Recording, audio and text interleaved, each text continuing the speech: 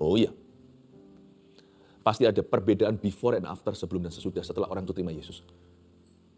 Dia pasti punya kasih untuk sesamanya, meskipun tidak ada seorang pun di antara kita yang mengasihi dengan cara sempurna atau seperti Yesus mengasihi kita. Tentunya juga setiap kita pasti bergumul dengan orang-orang tertentu untuk bisa mengasihi mereka itu rada susah. Mencintai, mengasihi orang yang cocok, misalnya yang berbuat baik kepadamu itu lebih mudah. Saya tahu, masih ada ruang untuk bertumbuh. Tuhan, bagaikan bejana bentuklah aku. Tapi nggak mungkin orang kalau sudah di dalam Kristus, lalu dia bisa hidup dalam roh kebencian. Nggak bisa. Nggak bisa. Mungkin dia rada sedikit merasa sulit mengampuni seseorang, dan dia terus berusaha, tetapi nggak mungkin dia itu bisa seperti rem yang blong, lalu aku hidup dalam kepahitan, kebencian, dan in hatred. Ya dalam bahasa Inggrisnya inactive hatred, dalam kebencian yang aktif. Nggak bisa. 1 Yohanes saya cuma cross referensi aja ya, ayat-ayat tanpa saya harus buka.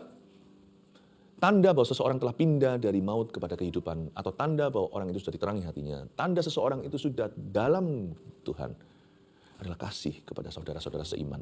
Kasih pada sesama, tapi dimulai dengan saudara-saudara seiman dulu. Pasti ada kerinduan untuk fellowship sama sesama orang Kristen. Pasti nggak anti. Meskipun dia mungkin pernah dulu punya trauma tertentu, kan nggak semua orang Kristen sejati. Tapi pasti hatinya itu rindu untuk bersekutu. Karena kasih akan sesama itu selalu dimulai dengan kasih pada saudara seiman dulu. Kalau orang itu hidup di dalam kebencian yang disengaja dan setiap hari serta aktif lagi, itu tanda bahwa orang itu belum berpindah dari maut. Dia masih berada dalam kegelapan karena masih ada kebencian. Tanda bahwa orang itu sudah pindah dari gelap ke terang adalah karena dia mengasihi saudara-saudaranya.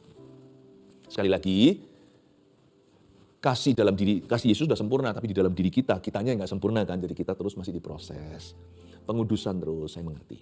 Meskipun kita sudah diterima sebagai anaknya, detik kita percaya kita itu sudah kudus di mata Allah karena Yesus dalam diri kita, tapi Tuhan akan terus memproses kita bagaikan bejana siap dibentuk itu seperti emas murni, terus diproses makin kudus, makin kudus. Apa sih yang diproses sama Kristus? Kasih. Perintah Tuhan yang pertama itu pasti jadi priority. Kalau namanya perintah ke satu ya pasti menjadi prioritas utama lah. Tuhan akan membentuk hati kita sampai kita mengasihi keluarga kita. Sampai kasih itu menjadi begitu dominan dalam hidup diri kita. Padahal kalau lihat lagi ke belakang aku tuh orangnya kayak apa. Wah, tanda utama ya, sunat hati. Kalau sunat itu kan kelihatan. Itu kasih. Itu sunat hati yang rohani. Nampak.